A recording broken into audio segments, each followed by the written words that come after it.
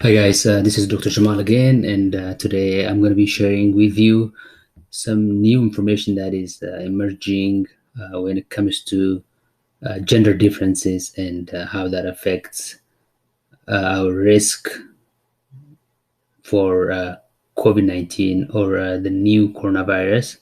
The new coronavirus has been called racist because it affects some minorities disproportionately, but now there are some emerging data that suggests it might also affect men at a disproportionate rate when compared to females.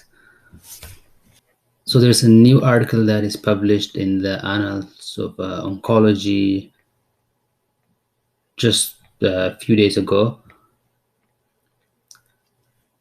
And as the COVID-19 pandemic has obviously swept across the world, there is an emerging difference, striking difference that has been seen between races, like I said earlier. But we are not sure when it comes to gender differences, but there are some data that is coming out and showing us that there is actually gender difference. Men tend to suffer more from the coronavirus than female, and I'm going to explain why that is and show you a proposed mechanism behind that difference. Essentially, this study comes from Italy.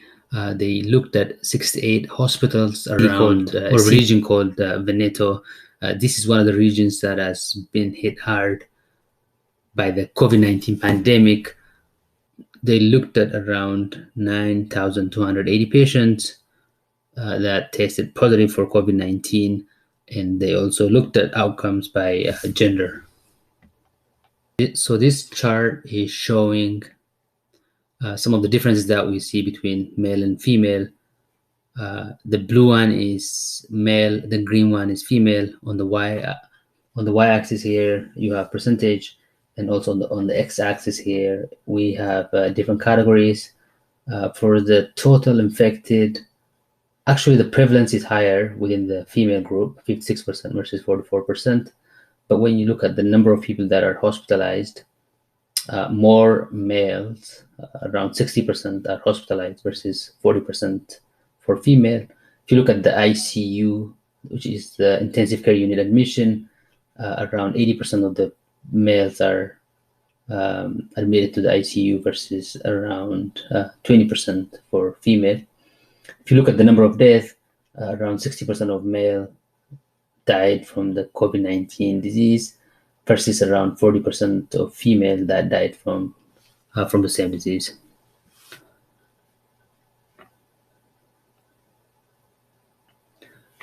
Actually, some of this data comes from patients with prostate cancer, and also they looked at patients that developed COVID-19 versus that did not develop COVID-19.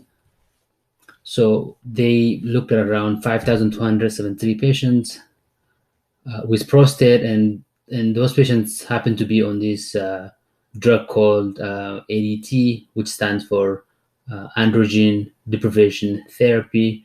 It's just a class of drug that lowers the amount of androgen or hormone that is found in our body. So among this group that is taking this medication, only 4 people developed SARS-CoV-2 virus or developed the SARS-CoV-2 virus, which is the virus that causes the COVID-19 disease. They also looked at around 37,000 patients with prostate cancer, but without the medication. Among those, around 114 men developed COVID-19, and around 18 people died from the virus. So essentially, ADT is thought to decrease the risk of SARS-CoV-2 by around 4-fold in patients with prostate cancer. Furthermore, Italian researchers found that patients with prostate cancer that are on this treatment were less likely to become infected with COVID-19. but obviously we need further study that looks at different confounders, for example, age, socioeconomic status, morbidity, and obviously disease burden can also affect some of these data interpretation. In terms of the mechanism of action for this class of drugs, there is a protein called TMPRSS2, which is a family of proteins called type 2 transmembrane serine proteases. And this family of proteins are involved in a number of processes, including causing cancer, and also they have the potential to cause viral infection. There are some recent reports that suggest the new SARS-CoV-2 virus also binds to another protein called angiotensin converting enzyme 2, which the virus uses to enter the cell. Let me just bring this up here actually. So you have the cell here in blue, the AS2 receptor, which the virus obviously uses to get into the cell. And also we have this protein in purple, the TMPRSS2 protein. So that the virus needs both of these proteins to get into the cell. Here's the virus in red. So it needs AS2 for attachment and entry. It also needs the TMPRSS2 protein, which cleaves the spike protein or S protein from the virus, and that allows fusion and entry of the virus into the cell. So essentially, the purpose of this purple protein is to cleave the viral spike protein. In conclusion, the SARS-CoV-2 infected men have worse clinical outcome than women, and also cancer patients have an increased risk of SARS-CoV-2 infection. Those with prostate and also those on this medication called ADT tended to do better.